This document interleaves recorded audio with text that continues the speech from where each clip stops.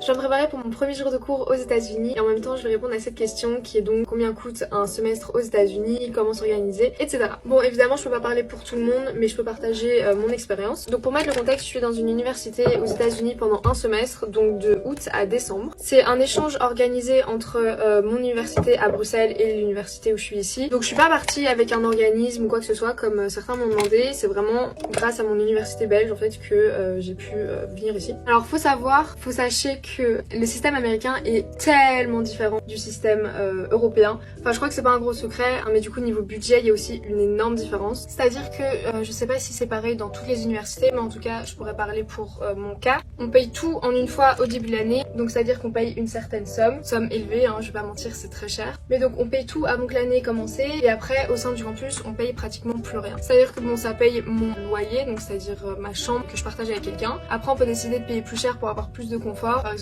avoir une chambre individuelle, une chambre plus grande, un lit double, etc. Et puis cette somme elle couvre aussi les repas. Et pour les repas ils ont un système qu'ils appellent les meal plans, c'est-à-dire que quand on va aller manger sur le campus, donc il y a plusieurs restaurants, buffets, etc.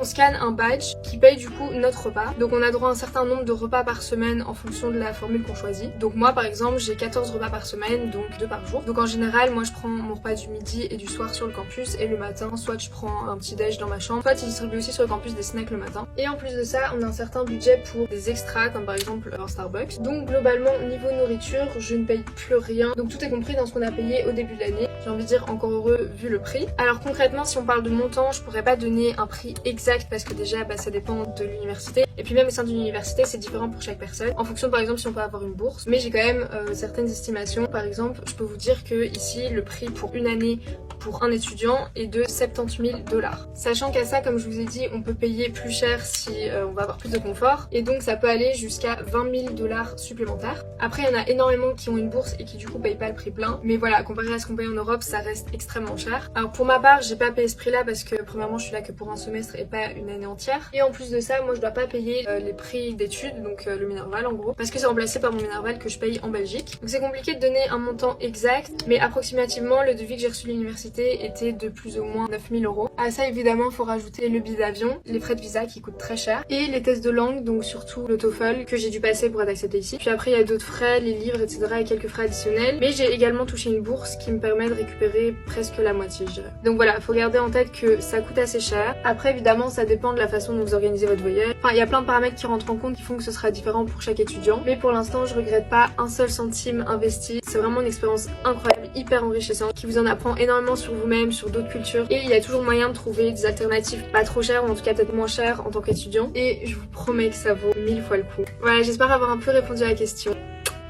Désolée.